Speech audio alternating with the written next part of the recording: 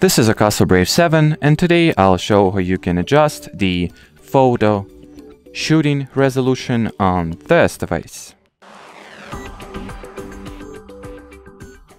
So to start, take your action camera and power it on.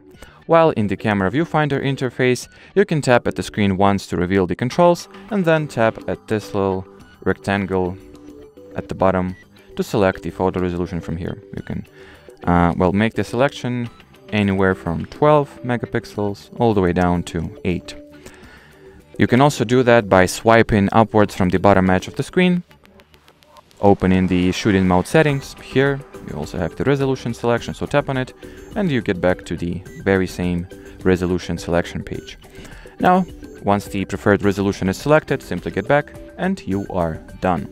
And as far as this video goes, that'll be it. Thanks for watching and bye bye.